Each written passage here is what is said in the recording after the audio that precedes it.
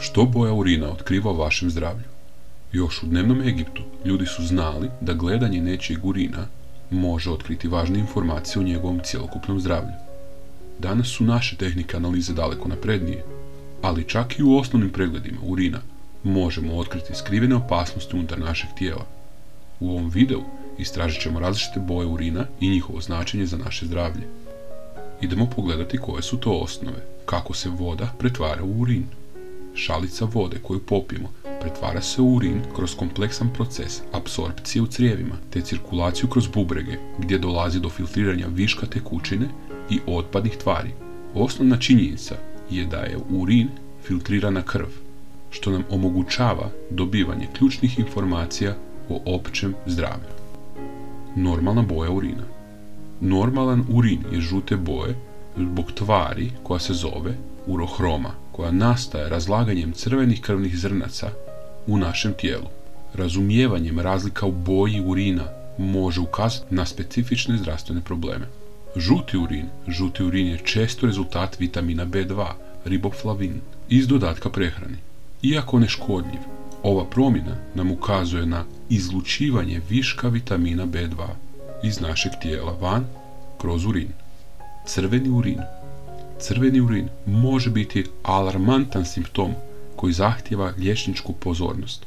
Najčešće je povezan s krvlju u mokraći, što može biti znak ozbiljnog stanja, poput raka mokraćnog mjehura ili infekcije urinalnog trakta. Tamni urin može imati različite uzroke, uključujući oštećenje crvenih krvnih zrnaca ili vam hemoliza, što može biti posljedica infekcije poput malarije ili ekstremnih fizičkih napora. Rijetki i zanimljivi slučajevi poput narančastog urina može nam ukazivati na probleme s jetrom ili žučnim kanalima. Blokada žučne kiseline može uzrokovati smeđu boju urina i blijedu boju stolice. Ljubičasti urin može proizaći iz kemikalija koje proizlaze iz bakterija tijekom infekcije urinarnog trakta, stvarajući zanimljiv fenomen ljubičastog urina.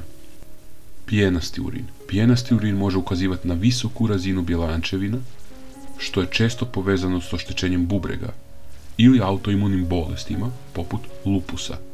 Također, pijenasti urin ukazuje i na veliku količinu proteina. Zelena i crna boja urina. Zelena boja može biti rezultat boja koje smo konzumirali tijekom jela ili lijekova, dok crna može biti ukazatelj na genetske uvjete poput alakaptonurije.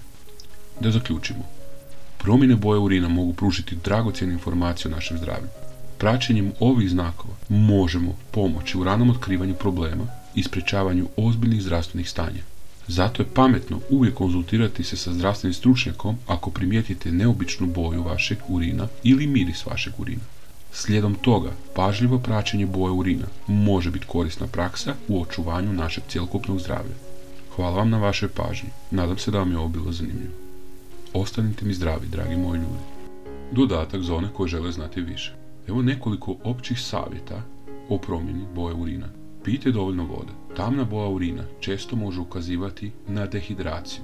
Pijenjem dovoljno vode pomažete održavati normalnu boju urina. To možete primijetiti recimo ako jedan dan odlučite, bez obzira koliko kave popili sokova, piti više vode. Primijetit ćete da ćete ići češće na WC, ali urin će postati iz nekakve žuto-zlatne boje prema blijedo i na kraju proziran. Proziran znači da apsolutno sve ste isprali van iz sebe i da ste stvarno dobro hidrirani.